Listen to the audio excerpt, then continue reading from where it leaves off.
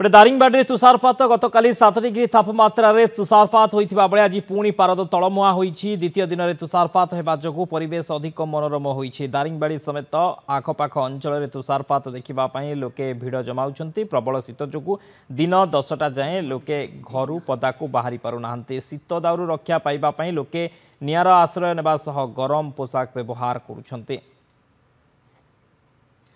तेबे तुषारपात लोकों को अस्तव्यस्त करुछि प्रबल ठंडा लोक माने घरू बाहर मुस्किल हो पड़ी।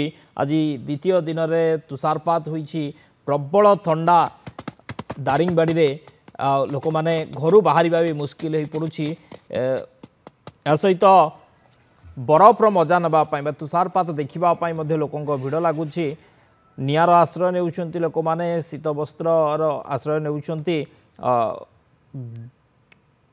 पदा को बाहर लोक मैंने डरुंच प्रबल ठंडा अनुभूत होउछि दारिंगबाड़ी रे सारा राज्य रे शीतर लहरी।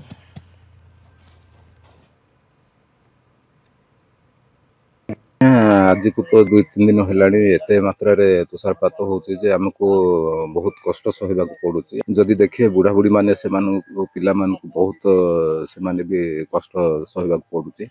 आउ ए देखंतु जेमति कि जदि देखिबे ना माने पूरा तुषारपात हेछि आउ हल्दी कियारे मध्य पूरा तुषार पड़िछि। निया न पुहिले तो हमको बहुत कष्ट सहे करबा को पड़ुछि। राति सारा में निया लगे कि बसुछु आउ काम दाम किछि होउनी आउ एते तुषारपात होउछि 9टा 10टा जाई उठी हो नाय काम दाम आउ जाई हो नाय निया लगे कि बसी के एका रहउछु आउ काम दाम किछि जाई पारुनु हम। Actually, Daringbadi is a beautiful place. First of all nature here is very beautiful. हमको ओडिशा रो काश्मीर भी कहूँ तुषारपात सहित हल्का हल्का ठंडार मजा रास्ता कड़र निया जला चाह सहित खटी शीत दिन उपभोग करने को ब्यूटीफुल प्लेस। बहुत डिफरेंस एठी बहुत ठंडा अछि अधिक भुवनेश्वर ठू बरफ पड़ुछि। एठी आपण देखुदिले से कॉफी गार्डन पटरे बरफ पड़ुछि।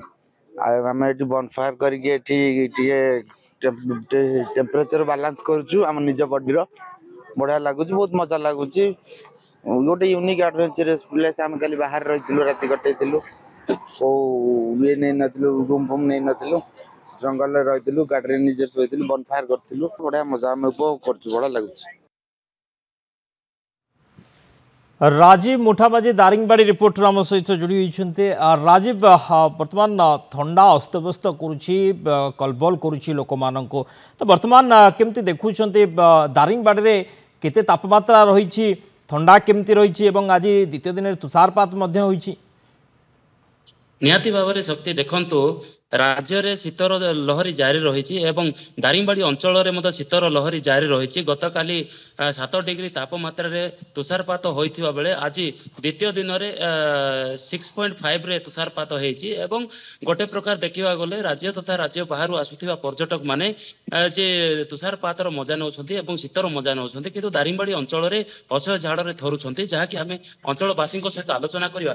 सर केमिति देखुछन्ती शीत केमिति होउछि केमिति कोन देखुछन्ती? निश्चित भाव में देखु दारिंगबाड़ी कहले शीत पाई बोलिकी परिचित शीत पाई बोलिकी समस्ते आकृष्ट होती।